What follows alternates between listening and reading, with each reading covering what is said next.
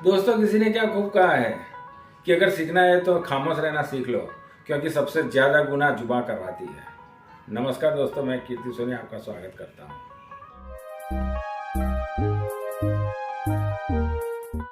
सुभाष राजस्थान के जयपुर गांव में रहता था।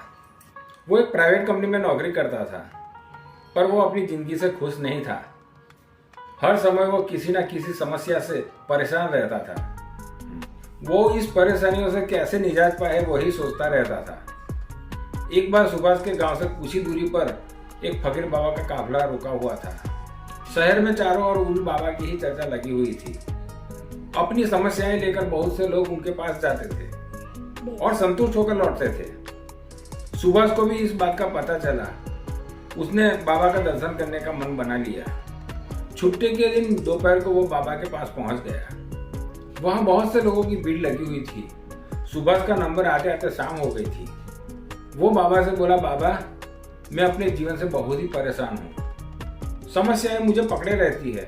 कभी ऑफिस की टेंशन होती है, तो कभी घर पर अनबन हो जाती है, और कभी मैं अपनी सेहत को लेकर परेशान रहता हूँ। बाबा, आप कुछ ऐसा उपाय बताएं कि मेरे जीवन में आती सभी समस्या खत्म हो जाए और मैं चैन से जी सकूं। बाबा मुस्कुराए और बोले, बेटे, आज बहुत देर हो गई है।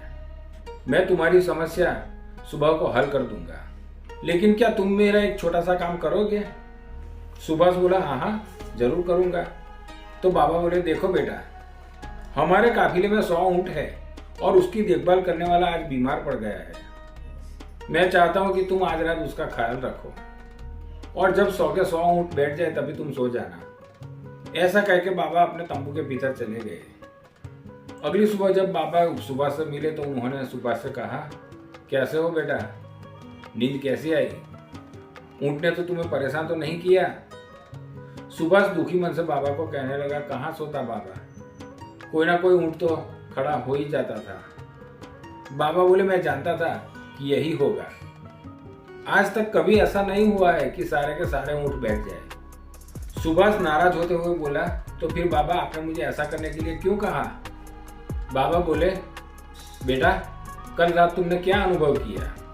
यही ना कि चाहे तुम जितनी भी कोशिश कर लो, सभी ऊंट एक साथ नहीं बैठेंगे। तुम एक को बिठाओगे तो दूसरा खड़ा हो जाएगा। यही मैं तुमको समझाना चाहता था कि तुम एक समस्या का समाधान करोगे तो किसी कारणवश दूसरी समस्या खड़ी हो जाएगी। बेटा, जब तक जीवन है यह समस्या तो बनी ही रहेगी, कभी ज्यादा तो कभी कम।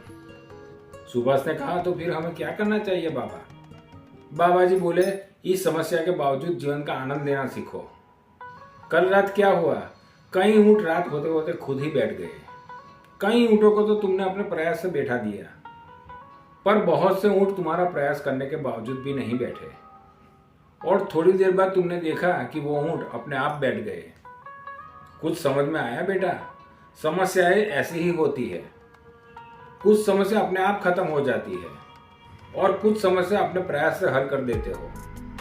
कुछ समस्याएं ऐसी होती है जो तुम्हारे कोशिश करने से भी खत्म नहीं होती। ऐसी समस्याओं को समय पर छोड़ दो, समय आते आते वो अपने आप खत्म हो जाएगी। जीवन में समस्याएं रहेगी, लेकिन इसका मतलब ये नहीं है कि तुम हर बार उसी के बारे में सोचते रहो। अगर ऐसा होता तो ऊंटों की देखभाल करने वाला कभी सो नहीं पाता। समस्याओं को एक तरफ रखो और जीवन का आनंद लो। चैन की नींद सो जाओ। जब समय आएगा तो वो अपने आप खत्म हो जाएगी। ईश्वर जो हमें समस्या देता है, हमें सुख देता है, उसको ईश्वर का आशीर्वाद समझकर उसका धन्यवाद करना सीखो। समस्या आए तो उसे चैलेंज की तरफ स्वीकार कर लो, तो समस्या समस्या नहीं रहेगी। एक बार फिर मैं आपसे कहना चाहूंगा कि काम करो कुछ इस कदर कि दुनिया करे तुम्हारी कदर। नमस्कार, धन्यवाद।